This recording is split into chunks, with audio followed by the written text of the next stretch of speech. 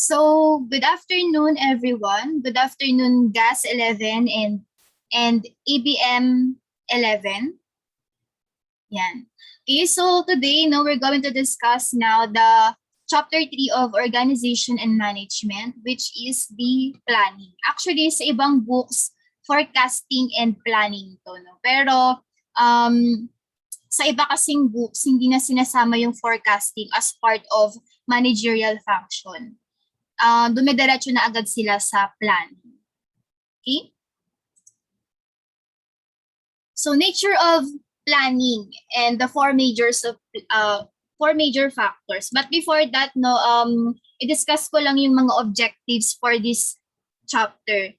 So, ang learning competencies natin, we should be able to discuss the nature of planning, and then we should be able to compare and contrast the different types of plans, and then describe the planning at different levels in the firm, and then application of appropriate planning techniques and tools. And then, yung last nun, yung makapag-formulate tayo ng decision from several alternatives. So as you can see, yung mga exam natin or yung mga assignments natin, lagi siyang situational. Okay? So yun, para ma-exercise tayo kung paano natin magkakaroon or mag-formulate ng decision. Okay, so first, nature of planning. And the four major factors. First is the contribution to purpose and objectives. And so planning is required to facilitate accomplishments of business purpose and objectives. This statement is taken from the nature of organized business. So, syempre, kaya tayo nagpaplano dahil meron tayong objective, meron tayong goal, and then meron tayong purpose. Okay? Next one, planning as the first basic function. Logically performed before the execution of all managerial functions. All managerial functions must be planned if they are to be effective and effective. Okay, so yon, di ba bago tayo minsan, bago natin gawin yung mga assignments natin or bago tayo gumawa ng day-to-day activities natin, ako gumagawa muna ako ng plan ko for today. For example, ano ba yung mga dapat kong i-accomplish for today? So, i-write down ko, So, magkakaroon ako ng plano or parang flow ng araw ko. Yun. So, here, yun nga, planning is the first basic function. Okay? So, bago natin i-execute lahat ng ng mga plans natin, bago natin i-execute lahat ng mga actions natin, yung functions natin, and then yung mga for improvement or development natin, kailangan muna nating magplano para ma-make sure natin na ma-execute natin ng maayos yung mga functions na yon or yung mga development na yon, improvements or anything else. Planning as a function of all managers. The character and scope of planning will differ from one authority to another. Okay, so isa sa mga main role ng mga managers is to make decision, but before that, syempre, nagkakaroon muna sila ng plano. For example, bago mag-organize sila ng isang business, ayan, so dapat maglalatag muna na sila ng lahat ng mga job description, yung mga tasks na dapat gawin, yung mga processes na dapat gawin. Yan, yung mga role ng manager or responsibility nila is to do the planning muna. Bago i-execute lahat-lahat yon, bago tayo mag-hire ng mga tao or bago tayo mag-assign ng mga tasks sa mga subordinates natin. Kailangan muna nating magkaroon ng documentation ng plan natin. Yan, isa yan sa mga function or role ng mga managers.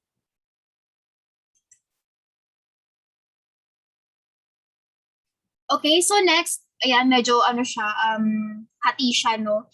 Planning for efficient organization. So yon, ayan, di ko na masyadong ipapaliwanag kasi putol siya dito. So syempre, para maging efficient ang organization, kailangan muna nating magplano. So when we say efficient, meron kasing effectiveness, 'di ba? Or effective, tapos meron din namang efficient. Okay, pwedeng effective meaning na-execute mo yung plano mo, nagawa mo naman siya, pero hindi siya efficient. Meaning, yung efficient, hindi mo na-attain yung goal mo or yung objective mo for that project, ganun, no? So, ayun, para maging efficient, yung plans, yung mga projects mo, or yung mga tasks na gagawin mo, or yung process, kailangan mo munang magplano. No? Kasi sa planning process, doon natin makakita kung ano ba yung mga corrective action na dapat nating ilista if in case na ma-encounter natin yung mga certain problems. No? Kasi doon nagaganap yun sa pagpaplano. Habang nilalatag mo yung mga tasks, yung mga processes, so i-check mo no, kung ano ba yung mga problems na ma-encounter natin during this task. So ano yung mga gagawin ko? Okay? So, gano'n, no? Parang kayo, pag gumagawa din kayo ng mga assignments nyo, so ililista nyo kung ano ba yung mga dapat nyong gawin, and then kung ano ba yung mga ma-encounter nyong problems doon. Baka meron kayong magkaroon ng difficulty pag mag-research. So, ano yung mga dapat nyong gawin? Siyempre, lalagyan nyo ng mga corrective actions or yung mga actions na dapat nyong gawin para ma-counter nyo yung problem na yun.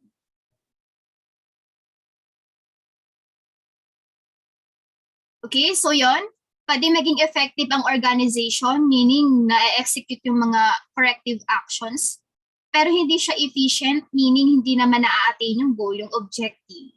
Yeah, na-execute mo yung problem, na-execute mo yung corrective action, pero hindi naman pala siya hindi niya na-attain kung ano ba talaga yung main goal or objective ng isang organization or nung project na yun.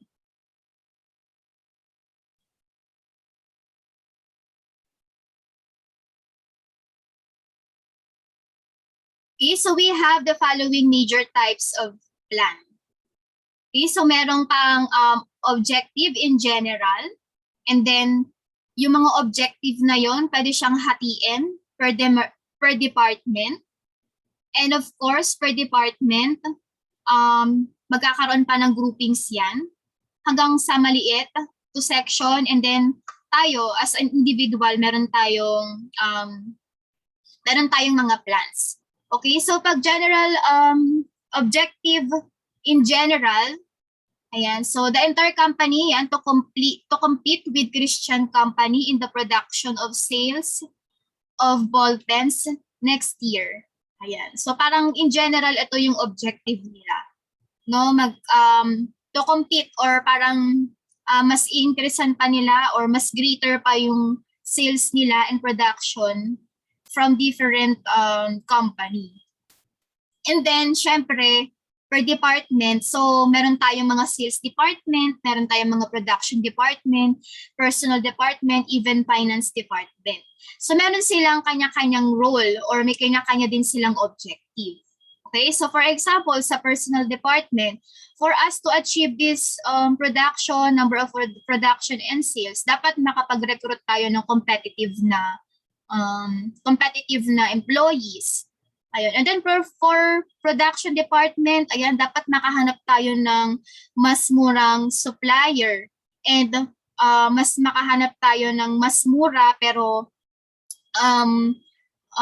productive na equipment. Ayan. And then for the finance department, dapat ma-report natin yung financial statement natin ng maayos and ma-distribute natin yung mga budget per department ng maayos. Yan. Para ma-achieve natin tong goal na to, no? Yung general objective natin. For the sales department, ayan, makagawa tayo ng promotions wherein may increase natin yung production and sales. Okay? So yon, align pa din yung objective ng per department doon sa general objective ng company, ng entire company. Okay, so per group naman, for example, itong purchasing, manufacturing, and planning and control, part naman to ng production department. Okay, kasi sila yung nagawa ng nung ballpen. So within the production department, meron tayong purchasing, manufacturing, and planning and controlling. Pero ito naman, syempre may kinalaman pa rin dito yung sales, personal department, and finance department. Pero mainly, under talaga siya ng production department. Okay, so under ng production department, again, meron tayong purchasing, manufacturing, and planning and control. Okay, so dito sa purchasing department, again, under ng production, syempre, to get quotation, compare bids, place orders for all items and materials. And then for the manufacturing, to prepare and release production quotas to department heads. And then planning and control, to prepare and release production schedules. Okay, so again, yung objective nila per department is aligned pa din, no, to the general objective ng entire company. Okay, so next naman, ayan, section 1, section number 2, and section number 3, to manufacture 30,000 pieces of ball pen. So under naman ng manufacturing, ayan, sila kasi yung nagpe-prepare and nagre-release ng production, ng production. So syempre, 'di ba, pag nagawa kasi tayo ng ball pen, 'di ba? Merong nagawa para sa tinta. Ayan, meron namang part nagawa doon sa pinaka packaging ng ball pen, no? So hindi naman lahat ng kumbaga parang hindi lahat ng tao ginagawa lahat ng parts ng ballpen. So merong meron pa ring section na gumagawa para dun sa yung parang pinaka-cover ng ballpen, yung tinta, and then etc. Pwedeng ganon. Or yung pinaka-packaging, like yung mga boxes, yan, yung nagbibilang nung pag already prepared na yung ballpen, nagbibilangan nila tapos ilalagay nila sa box. So meron pa ring per sectioning. Okay, so yun, meron pa rin silang kanya-kanyang objective. For example, itong, kunyari, kailangan kong makagawa agad ng ganitong number ng tinta, no? Ayan, or mahalo ko na agad yung tinta kasi kailangan na to ng next na section number para hindi, parang hindi magkaroon ng bottleneck or naghihintay yung another section kasi hindi mo pa tapos haluin yung ink. Okay, so may kanya-kanya pa rin naman sila objective and goal. So the next one, syempre, per section, meron ng mga tao yan. So ito na yung mga individual. Worker A, worker B, worker C, worker D. Pwede silang under ng section number 1, under ng section number 2, and section number 3. So turn out, parts number 371 at an average of 75 per hour. Turn out parts of 946, an average of 40 per hour. So dito naman, meron silang objective, which is ma-attain nila yung KPI nila. So for example, dapat meron din silang mga quota, no? Like this number of section number. No? So kailangan makapag-create tayo ng na ma-create agad natin yung parts ng number 371. Dapat 75 pieces, no, out of per hour, no, 75 pieces or an average of 75 pieces ng parts ng number 371 per hour. Okay, so meron silang objective pa din.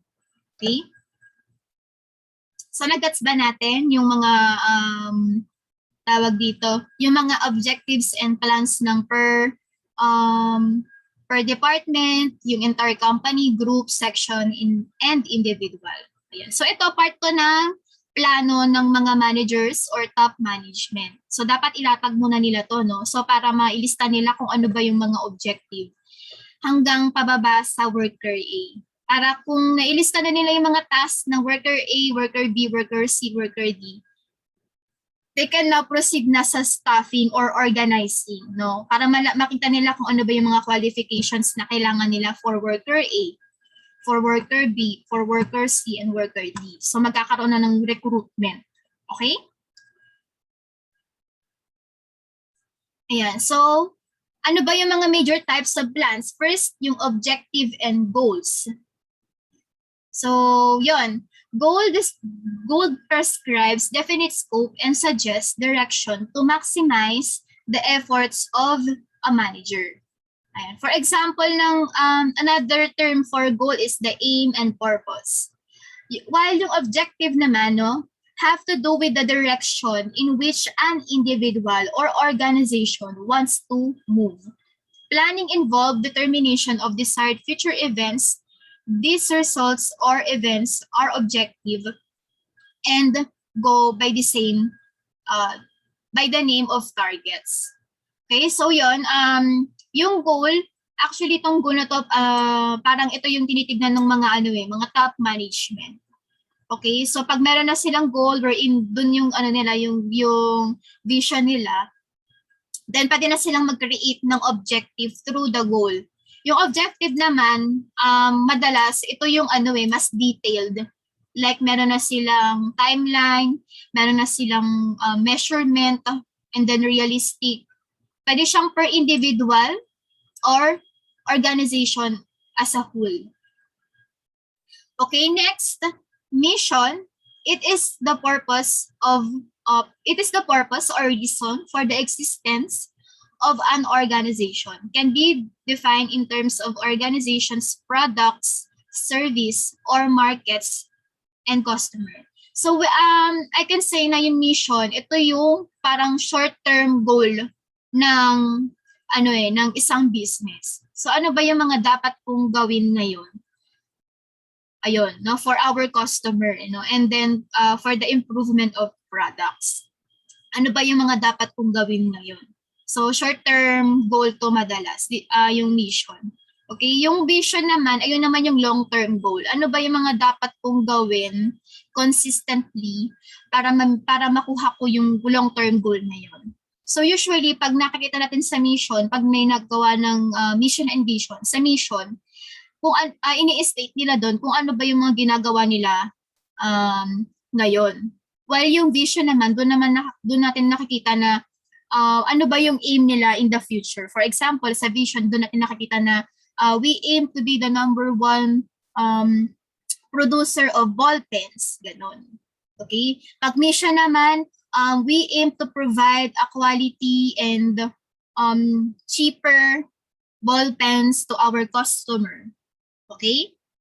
Gets ba natin yung part na yun? Next naman, long-range and short-range objectives. Long-range generally go beyond the current fiscal or calendar year of the organization. Example, increase sales to a specific level within next 4 years. Okay, yung short-range naman, within the year naman siya. Okay, so yung long-range natin, more than a year daw yon. And then yung short-range, within the year. No, yung mga objective na yun. So ano ba yung example ng long range natin? Parang part din siya ng vision natin, di ba? Yung long range, ayan, we want to be the number one company. So yun, pag yun yung goal natin, syempre hindi lang tayo 1 year magaling, di ba? Hindi lang tayo 1 year magiging competitive. Okay? Dapat consistent tayo year by year. Year per year. While yung short range naman natin, no, we aim to increase the sale by 30% for this year. Okay, so yun, aim nyo na within this year makuha nyo yung 30% na increase. Okay, and after that, may panibago na naman kayong ulit na short range na objective.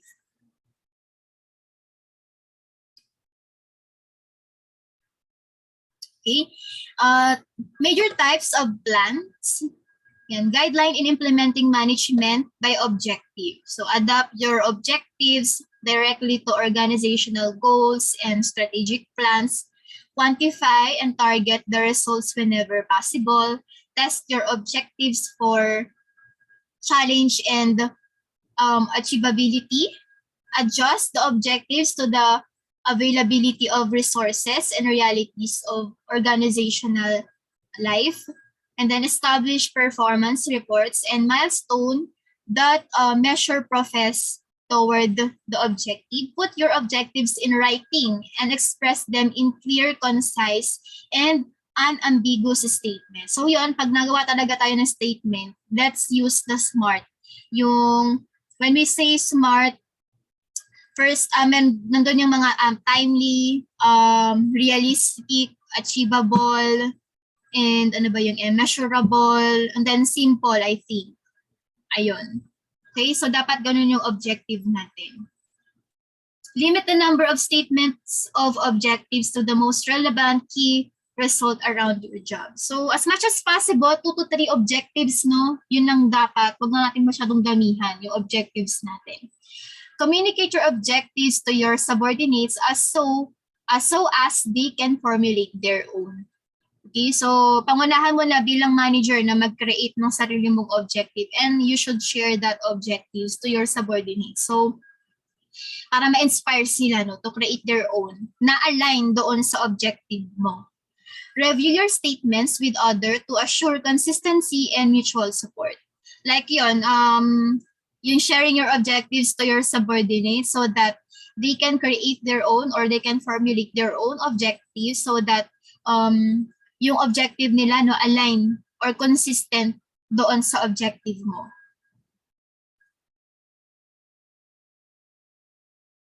So major types of plans. Yan, simplest form of MBO.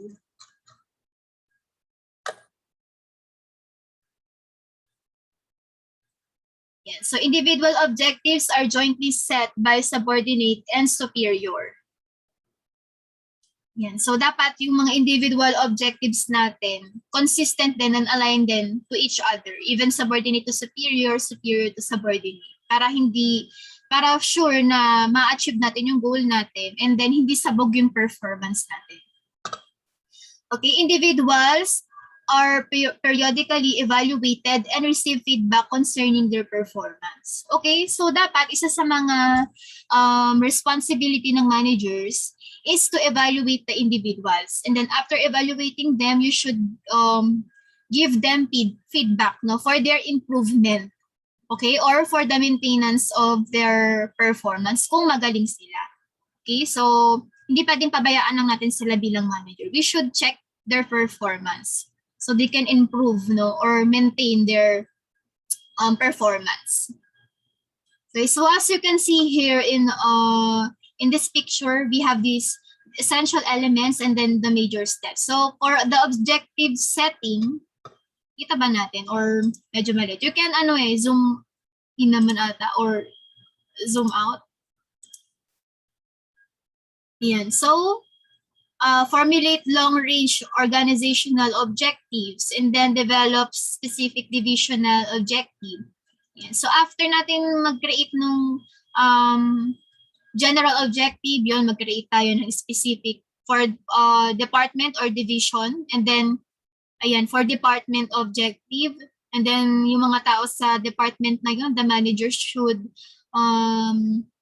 share their objective for the individual, no, for them to have the job objectives. And then next, after the objective, meron tayong action planning, like formulate the action plans. Okay, so through making the objective, syempre nakikita na natin kung ano ba yung mga ma-encounter nating problems or challenges doon sa objective na yon. Then we can formulate action plans. And then, after natin ma-formulate yung action plans, then implement and take corrective action. Okay, so i-implement na natin yung action plans na yon. And then, syempre, hindi lang natin basta-basta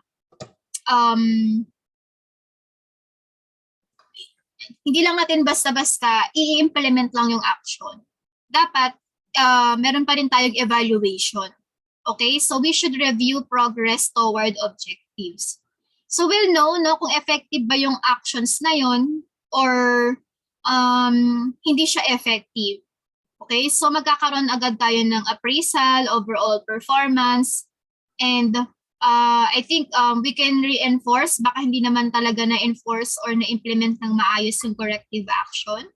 And then strengthen motivation through training and self-development, compensation, and then career and manpower. Okay, we can, pag na-implement nila ng maayos yung mga actions na yun and they did well and then na-achieve yung objective ng department, then you can compensate them or reward them. No, as you can see here, no, individuals are evaluated and rewarded on their performance. Okay, and then if hindi naman nila na-meet yung standard natin, then we can do training and self-development. No? Ang mahalaga dyan, meron tayong binibigay na feedback or reviews doon sa mga employees natin. So they can improve their performance, and then pag magaling sila, na-appreciate natin sila and nare-recognize, and then mas gaganahan pa silang mag-work, no, if they are being recognized and compensated well. Okay, next types of major plans is the program. And the actual course of action designed to carry out the established objective, indicated use of different resources in an integrated pattern, and then establish a sequence or required actions in the time schedule of each in order to achieve the stated objective. So itong nakikita nating picture, example ito ng Gantt chart. Yan, G-A-N-T-T chart, no? Gantt chart. So dito nakalagay yung mga dito yung mga activities natin na gagawin, no? So after natin malaman kung or ma-formulate yung mga objectives natin, then ilalatag na natin, no, or ililist down na natin lahat ng activities na kailangan nating gawin para ma-achieve yung objectives na yun. So for example, yung planning stage, putting off of equity or yung tinatawag na yung mga equipments natin, yung mga investments natin or capitals, and then registration ng business, obtaining of financing if in case na kailangan nyo pa ng another investment or capital aside from those invested by the owners, and then plan site acquisition, lalo na kunyari manufacturing company tayo, baka kailangan natin ng plan site, and wherein we can get directly our raw materials. Building construction, syempre after natin makita kung saan natin itatayo yung business natin, then we can do the building construction, hiring and training of personnel, and then machinery supply selection, order and receipt of machines, installation of machines, and then start of a normal operation, yung opening ng business natin. So yan, yung mga activities na yan, meron tayong timeline. So syempre, di ba, pag nagkaroon tayo ng objective, yung objective natin, di ba, may measurement yon, achievable, and then timely, or tinatawag na consistent din with our objectives or the goal of the business. So meron tayong timeline. So for the planning stage, syempre hindi naman yan ganun kadali, no? So mahaba yung oras na gugugulin natin for the planning stage. So as you can see here, mula May, June, July. So ito ay March, April, May, June, July, August. Yan. So yun yung planning stage niya. And then, yeah, meron din tayo yung timeline for putting up of equity, then sa registration, and then yung obtaining ng financing. Dapat hanggang September, ma-obtain na natin yung target nating finance or investment or capital. And then for the registration, dapat sa October pa lang, tapos na natin lahat ng i-register natin, like yung mga permits, such as that. And then, yung plan site acquisition, dapat within December, mahanap na natin, no, kung saan yung natin, yung building natin, or kung saan natin itatayo yung building natin. Okay? Then, as you can see here, wala pa dito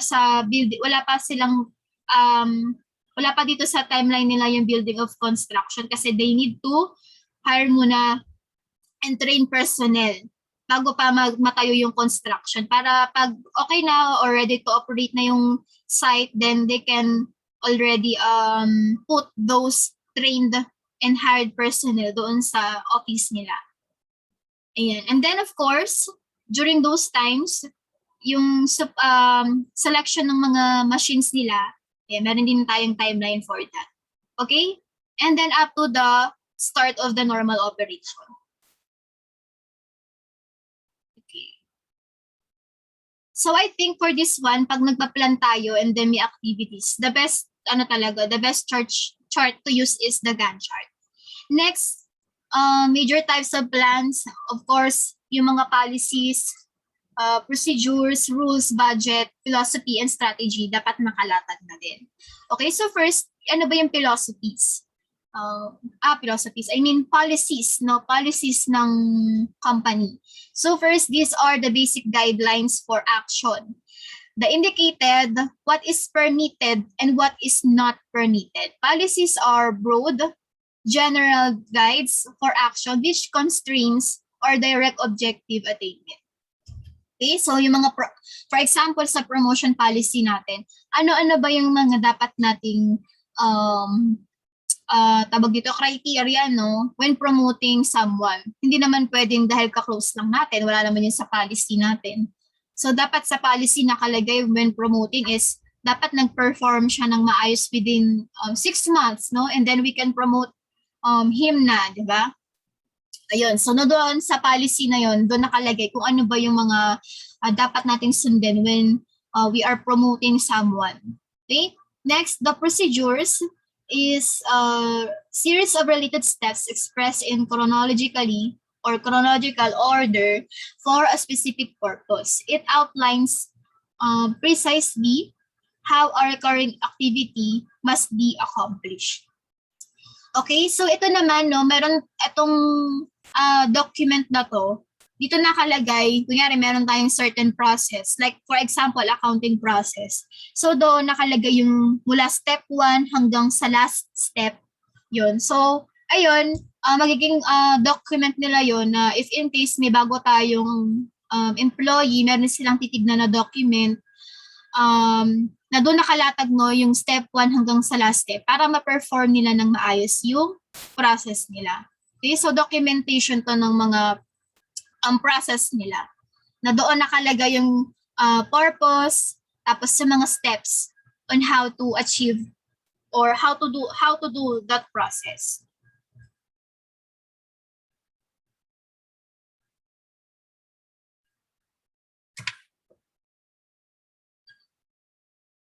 Okay, clear naman? Okay, so next, rules. Require specific and definite action for a given situation. It permit no flexibility and deviation. Do not have to specify sequence. Okay, so dito naman, ito yung mga sinusunod natin. Parang sa mga rules and regulations like yung dress code. Ayan. So ano yung mga dapat nilang gawin or kung ano ba yung, for example, yung dress code. Yan. So, isa yun sa mga rules na dapat sundin. And marami pang iba. Next is the budget. Plan stated in financial terms. Estimate of income and expenditure for a future period. So, budgeting, part ng forecasting, which is part na rin naman ng planning. So, halos halos same lang naman din siya. So, dito sa budget, yan, in financial terms, dito natin ilalagay yung mga possible or future income and expenses natin. So that pwede na tayong makapag check kung saan tayo kukuha ng budget, kung saang department natin i-distribute yung or i-allocate yung mga budget na yun. Okay, so that's why we do the budgeting. Next is the philosophy. The values and beliefs of an organization holds as the guiding light is the company's philosophy. So usually passed on by the founder of the organization. Okay, so this talks about the values and beliefs. No, normally ito yung mga values and beliefs ng founder ng organization. Okay? So example, walang discrimination. Okay? Or yung iba naman, walang hindi dapat racist. No? So depende doon sa values and philosophies values and beliefs ng organization na yun. Okay, so next naman, strategy, method of shaping a company's future and involves determining the long-run section of the organization. So maraming types ng strategy. This can be the marketing strategy. Ayan. Basta in preparation of in preparations of the day-to-day operation ng company. Okay, so how will do they, parang ano yung mga techniques and techniques na dapat nilang gawin, no, para mas mapadali yung production or mas mapalaki yung production. And then for the marketing strategy, ano ba yung mga promotional strategy na gagawin nila para mas mabilis yung or mas maraming mabenta, ganun.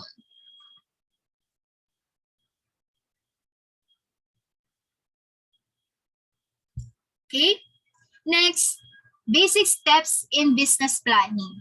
Okay, so first, define the business idea. Writing the description of the idea, the most important of the and most difficult part of the business plan. Okay, so meaning ano ba yung, for example, gusto natin magtayo ng business. Okay, so ano ba yung business na gusto natin? Okay, so yun, ito ginagawa na to ng grade 12 sa principles of marketing nila. Yan, wherein they do the business plan. Like, ano ba yung product na gusto nilang ibenta? Ano bang klaseng business yung gusto nilang gawin? Like, service ba? Merchandising, manufacturing? Or magka-partnership ba sila? Corporation? Or single lang? And then after that, after na nilang malaman kung ano ba yung business na gusto nila, nilang gawin, then they're going to do or establish goals and objectives. Identification of goals of for individuals, group, and for the entire organization. Use the MBO can be a process for explicitly teaching the objectives of the organization. So yun, yung kanina, di ba, yung using the MBO, like wala muna sa general objective and then up to the individual objective. Para mas maganda yung pag-formulate natin ng objectives natin and then the goal. Okay, next, evaluate the ideas, goals, and objectives. So yun, actually, no, yung goals, pwede itong pare-parehas sa individual and up to the top management or the whole organization. So pare-parehas, pwede kayong magkakaparehas ng goals. Yun nga lang, pwede rin kayong magkakaiba ng objectives. So syempre, iba yung objective ng per individual, iba yung objective ng per department. Pero dapat magkaka-align yun and consistent with each other. Okay, next, yun nga, yung evaluate the ideas, the goals, and objective. So determine whether or not a specific idea makes sense or it can work, or it can fulfill the series of goals and objectives. So we should make sure na kung yung ideas na naiisip natin ay smart ba. For example, achievable ba yun? If ilatag na natin yung goals and objectives, achievable ba siya? Timely or realistic ba siya? Ganon. So we should evaluate muna, no, kung kaya nating gawin yung ideas na yun kahit nalatag na natin yung goals and objectives natin. Okay? So mamaya meron tayong goals and objectives tapos yung idea pala natin unrealistic, no? Yun. So dapat we should evaluate. And then next is forecast cash needs. So after nating ma-formulate or magawa or ma-establish yung ideas, goals, and objectives natin. So diba, through the objectives, yan, malalatag na natin yung mga iba't ibang objectives, and then dun sa objectives ng mula sa general up to individual, nakakagawa na tayo or nakakaisip na tayo ng mga tasks. And then doon, makikita natin kung magkano ba yung budget na kailangan per individual, per department, or as a whole, no, in organization. Okay, so indicate cash, investment, funding, or investment requirements. So for example, pag nag-hire ka ng employee, magkano ba ipapasweldo mo? Ayun. So through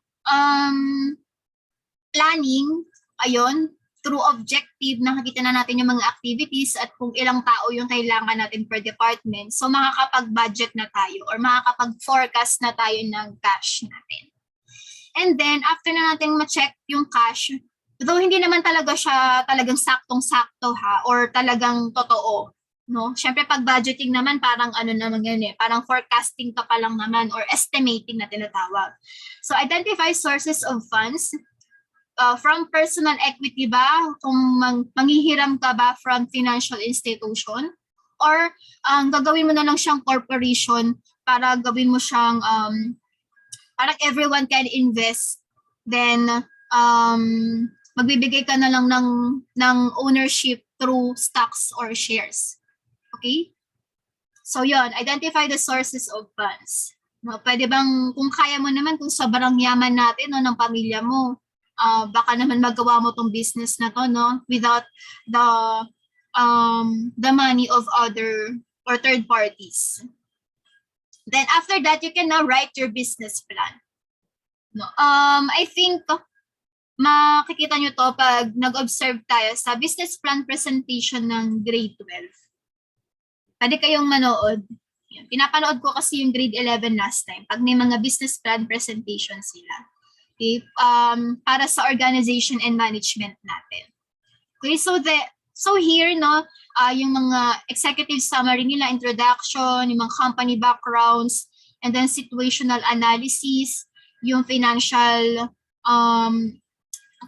aspects nila, and then yung short-term and long-term goals nila, andun naman yun sa business plan. So, yun, I think, ano pa naman to, mga last days of the quarter, or I mean the semester, yun, pwede tayong manood, pwede tayong mag-observe. Okay? Yan. So again, no, basic steps in business planning. Yan, the planning process, definition of business, marketing plan, and then organization and management plan, production plan, and then the financial plan. Okay, so sa part ng organizational and management plan pala nung sa grade 12, yung organizational structure, yun, ipapagawa ko to sa EBM 11 and GAS 11. So, di ba may groupings kayo? So, aside from the business organization or yung activities, yung types of business based on their activities, yun, gagawa kayo ng organizational structure or chart para doon sa group na i-assign sa inyo. So, ano pa naman to? Ito yung last na na activity nyo for organization and management this quarter. Okay, so I'll discuss din naman to sa mga next days. Okay? Sa part ng ng organizing. I think next week na pala yun. So yun, di-discuss ko yung activity na to. So kayo yung magkakreate ng organizational chart ng grade 12 na gumagawa ng business plan. Okay, so you can have communication with them, yun, kayo magkakreate ng nila, organizational chart nila. Next, other types of plan, we have the standing plans, serve as guidelines to managerial action, brings consistency to the operation. Yung single-use plan naman, ito yung mga plano na isang beses lang gagamitin. Like, yung title nga niya, single-use, no? So, after gamitin, di na siya magagamit pa sa ibang activity. Designed for a specific purpose or period. For example, budget. No, we can't use the budget for 2020. For 2021 kasi iba naman yung behavior ng operations natin per year. And long range plan, yan parang part nga lang ng vision natin. Yan, these are strategic plans of the organization. It takes time to achieve this goal.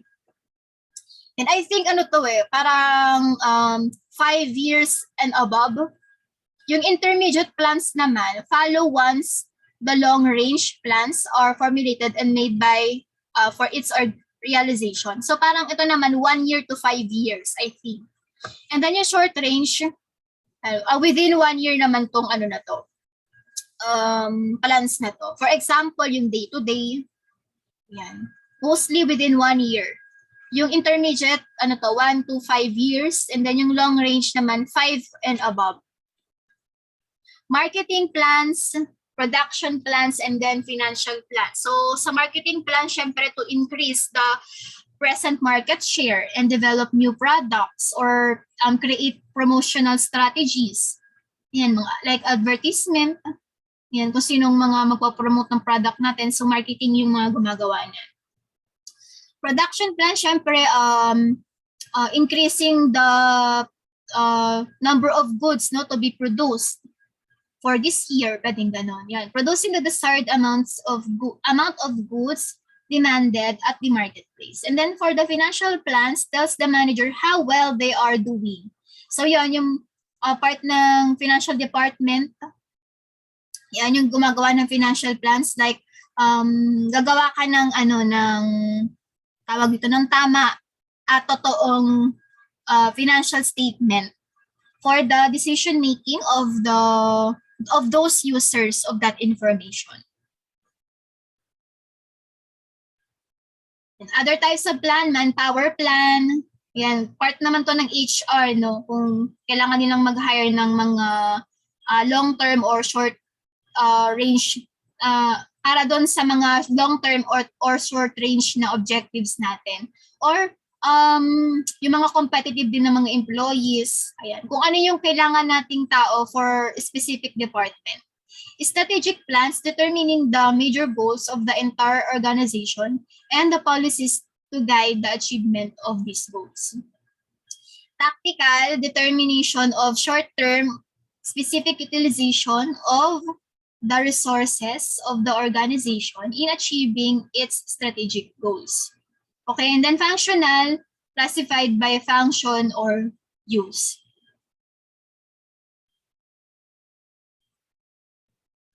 And then, next one, yung planning horizon, like short range versus long range. Pag short range, ayan, like up to 1 year lang siya. And then yung long range, 1 year and above. Ayun. So sa operational naman versus strategic, pag strategic naman, more likely, itong plan na to, ginagawa to ng mga nasa top management or top level na management or nasa position. And then yung operational and tactical, usually ang gumagawa nito, yung mga nasa mga individuals or yung mga analysts such as that, yung mga subordinates.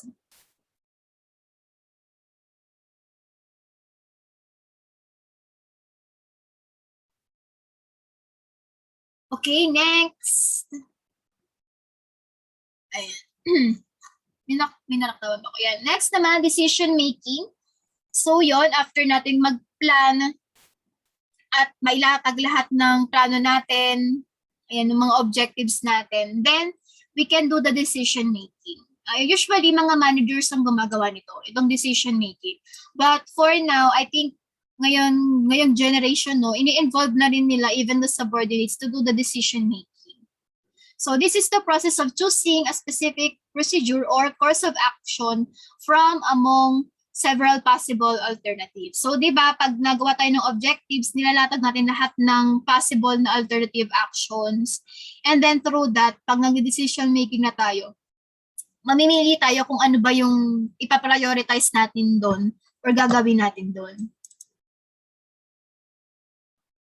Okay, judgment is important in decision making. Can be determined by non-quantitative means such as intuition, facts, experiences, and opinions. So aside from the measurement, or yung quantitative means, we can also use our intuition, facts, and experience and opinions, especially for those who are on top management. Yan. So yung mga opinions nila and the expertise nila, kahit walang quantitative measurement or hindi in the quantitative terms yung report na ginawa, can also be determined by quantitative means such as operations research, linear programming, simulation, and PERT. Okay, so So, syempre, meron tayong qualitative or tinatawag na non-quantitative. We also have the quantitative means. Okay? Pero I think mas madaling makapag-desisyon pag merong meron ng quantity or measurement. Yan, mas madaling mag-desisyon pag ganyan.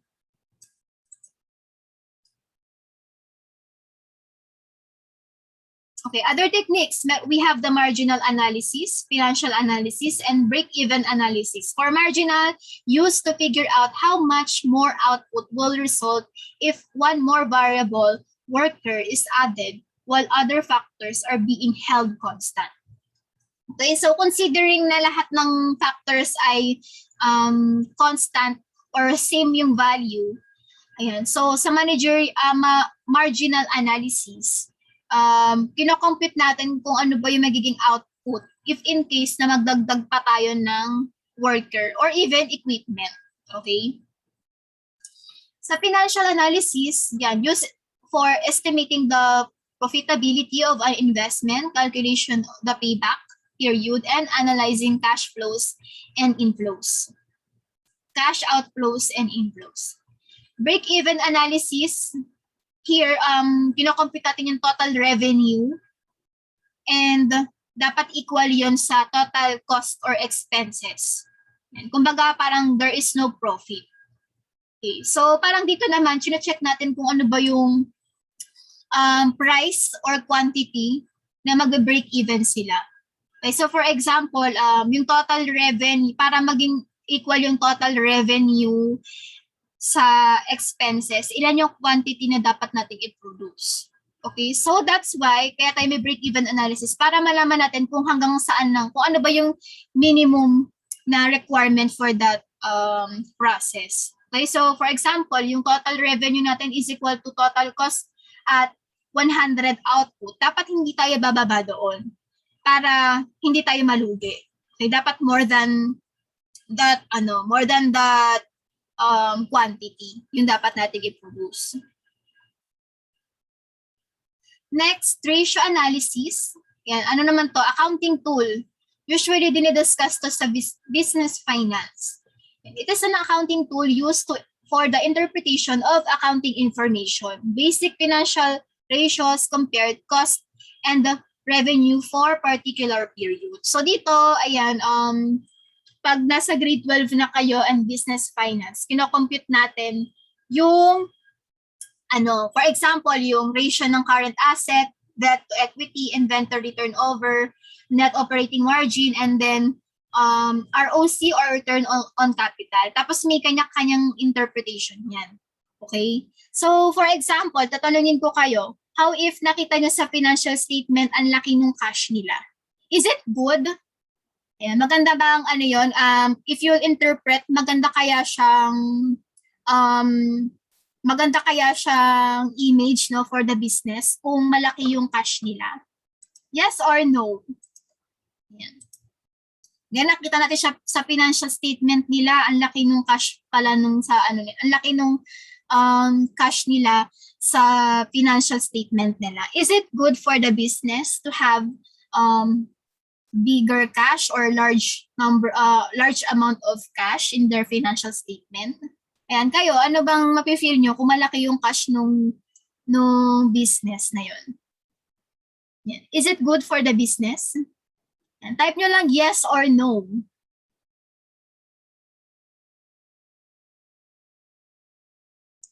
Ano po yung question? Again, ayan, ayun, yung question ko is, kung nga nakita nyo yung financial statement ng isang business, tapos nakita nyo doon ang laki ng cash nila, maganda kaya yun sa isang business? Yes or no? Yes po. Okay. So yun, no, di ba? Yan, sabi ni Adreline, yes. Yes po, ma'am. Yes. Sabi ni Pauline Brasosa, yes. Yan. So yun. Actually, pag cash lang yung nakita natin at malaki yung cash nila, we should also check their liabilities.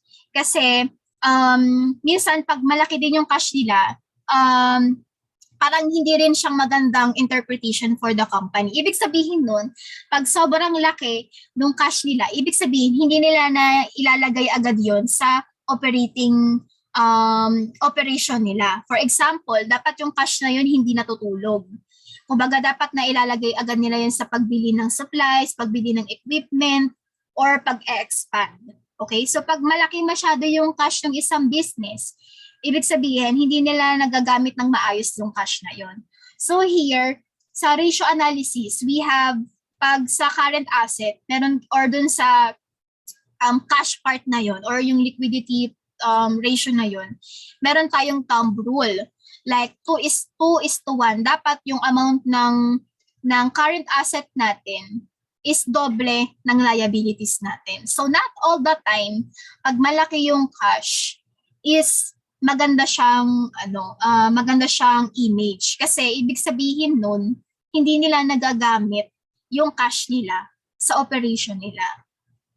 Okay? Tama, dapat gising lagi yung cash natin. Kasi pag nandun lang siya sa cash, ibig sabihin, natutulog siya.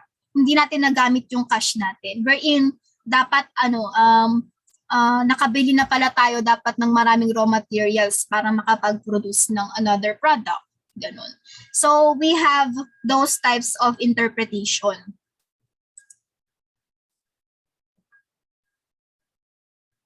Okay? And also, pag nakita natin yung liabilities, not all the time na pag malaki yung utang ng isang company, maling siya, kumbaga parang pangit siya for that image. So we also have thumb rules for that. Okay, ibig sabihin kaya sila nangungutang kasi baka naman nag-e-expand sila. Kung balance naman yung pangungutang nila doon sa pag-e-expand, then I think it's not bad naman for the company. Okay? Ayun. So pag nakita natin malaki yung cash, we should check na yung liabilities. Baka naman malaki din yung liabilities nila, and then it's okay. Okay, next, operation research technique, defined by Miller and Starr as applied decision theory, which seeks scientific, logical, mathematical means, observation, analysis, hypothesis, formulation, and experimentation. Okay, so aside from financial aspect, meron din tayong another aspect, for example, yung mga scientific and mathematical, yan na dapat nating i-consider. So, for example, yung queuing or waiting line method. Yan, balancing waiting lines and services provided. When people is in queue ata tawag to, basa nito, or not going to be provided quick service, they may go elsewhere. So pag ganito, dapat magkaroon agad tayo ng techniques or strategy para hindi maboard yung mga naghihintay. For example, may pa-Netflix tayo during their work, their waiting, like may mga TV doon sa waiting line para hindi sila maboard. Yan. Or pwede naman merong mag-entertain or mag-survey doon sa mga naghihintay para lang hindi sila maboard. Linear programming used in involving allocation of resources or limited resources to reach a particular objective, such as least cost, highest margin, and so on.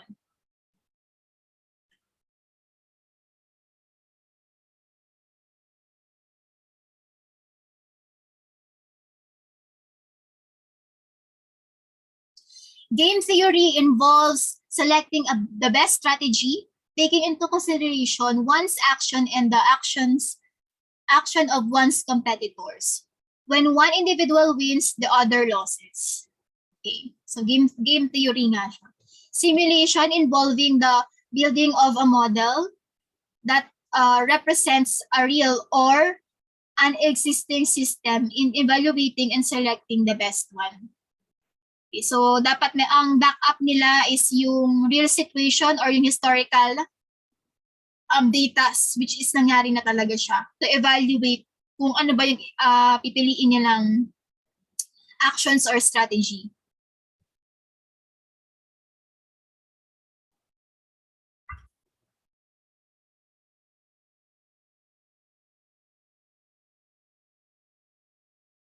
Decision tree, ayan, ito yung pinakano pag nagkakaroon ng brainstorming, ito yung madalas na ginagawa yung decision tree.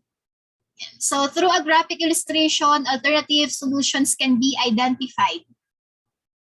Ayan, so ano ba yung decision? Like, pag yes or no, and then ano pa yung next step, or pag merong another option, for example, option A or option B, and then what will happen if nag-profit or not, what will happen if nag-profit or not, then meron tayong mga ano dito,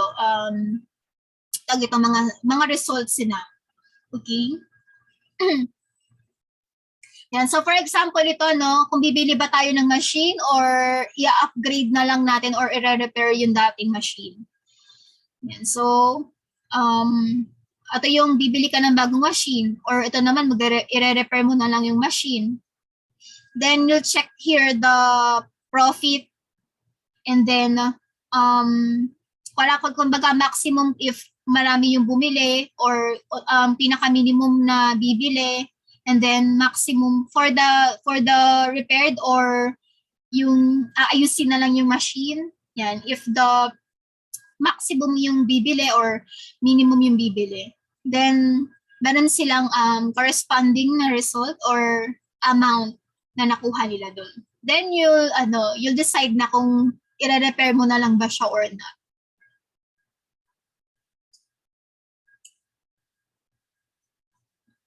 Okay, next, the decision-making environment.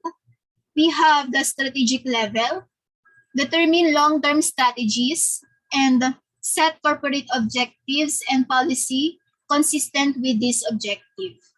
Tactical, charged with the responsibility of implementing the objectives and policies set forth at strategic level of management. And then operational level, complete tasks, specific tasks as directed by tactical level managers. As a rule of thumb, the higher the decision maker is in the organization, the more complex and difficult he has to make. Also, the number of people affected by the decision increase at the level of decision maker. So, nag-gets natin yung part na yon. So here, pag sa strategic, ito pa actually parang dito na rin nakabase yung hierarchy ng position sa isang organization Pag nasa strategic, more likely ito yung mga owners and then mga nasa top management. And then tactical, ayan, ito yung mga managers and then supervisors. Yan. And then sa operational, andito na yung mga analysts or yung subordinates ng mga managers na yon. So sabi dito, no, as the position go higher, mas marami yung naapektuhan niya. So for example, ikaw, yung decision making mo in the operational, ayan, yung violet lang naman yung maapektuhan yan While yung sa tactical, no, pag nag-decision ka, it can also affect the operational. Okay? And then, as well as the strategic, tatlo yung maapektuhan niya. Yung mga nasa tactical and then operational. Okay? So, minsan iniisip natin, no, parang wala naman ginagawa yung mga boss Yan, puro meeting lang yan ng meeting, ganun. Pero hindi natin alam na mahirap din yung mga desisyon na ginagawa nila. Okay? So, for example, kayo, pag mga subordinates or mga analyst lang naman tayo, parang sarili lang natin yung iintindihin natin Matapos natin yung work natin, then it's okay. While pag manager ka, aside dun sa mga reports na ginagawa mo, you should also check your subordinates. So I think it is also difficult to be boss, no? Kasi marami kang iniisip, hindi lang yung work mo, as well as yung work din ng mga nasa baba mo.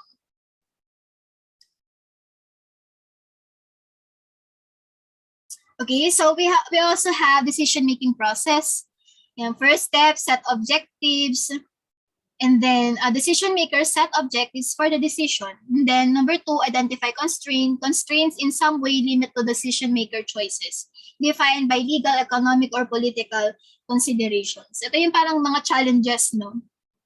Ayan, na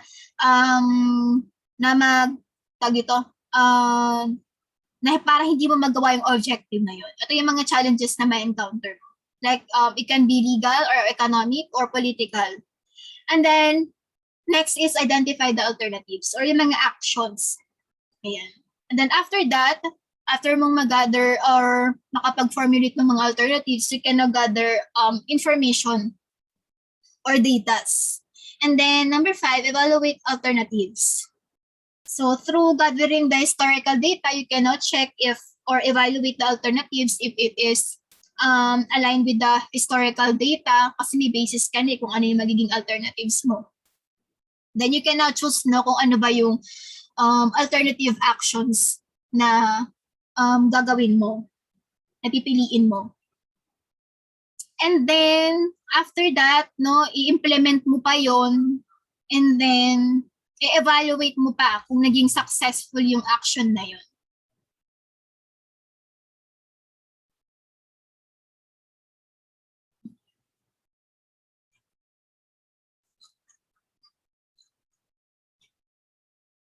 Okay, so next, ayan, so for the forecasting, mga planning tools and techniques. First is the forecasting, an attempt to foretell or predict future trends, events, or conditions from known data and to prepare for the expected changes in business industry. Many decisions are based on estimates and of what is likely to happen in the future. More likely, ito rin sa budgeting din to nag-forecast tayo. Pero meron kasi tayong backup for this.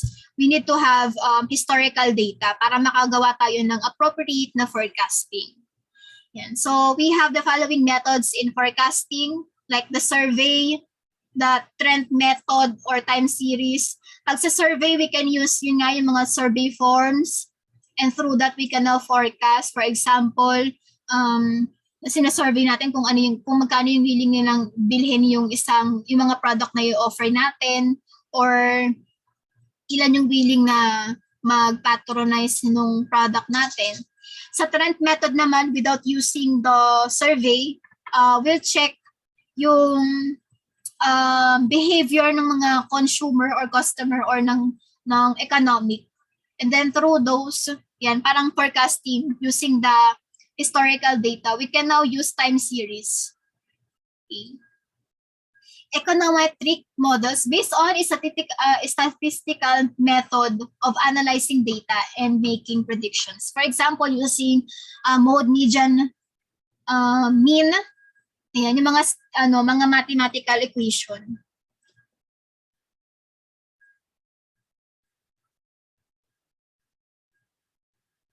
Yeah, next, scheduling, term use of planning time for various activities in an organization, program evaluation review technique, PERT, and critical path method or the CPM.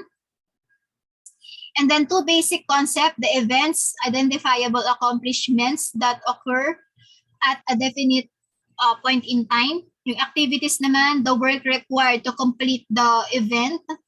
Yan. So we have 3 types of timing: optimistic time or the minimum time that could take, pessimistic, pinaka-latest or the maximum time na ma-accomplish natin yung activities na yun. And then yung probable time, yung parang pinaka-appropriate or parang gitna or average. Number 4, management by objectives. The boss and the subordinate function as a team in setting objectives and accomplishing those objectives through cooperation.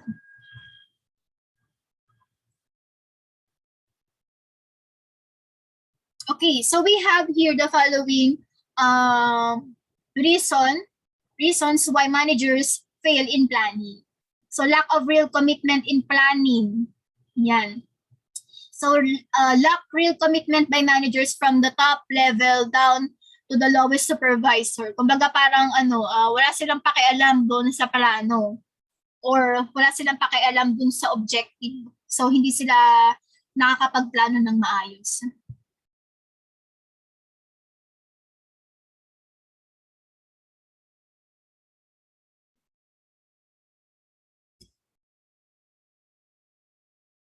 Next, interchanging planning studies with plans.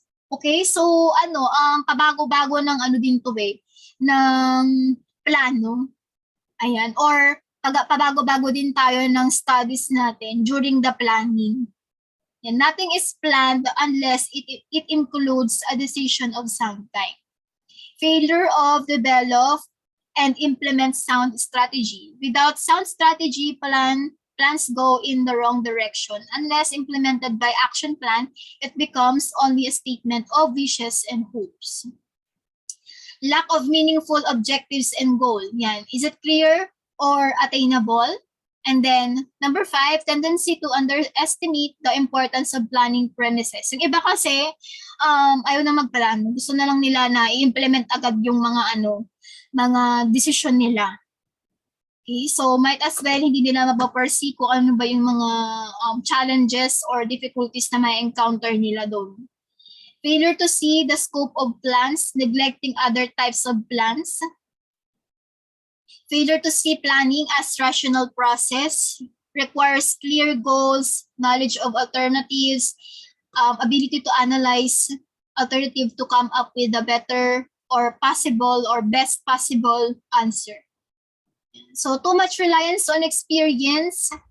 Yan, so kumbaga yung iba hindi na nagkaplano kasi na-experience na daw nila. Yan.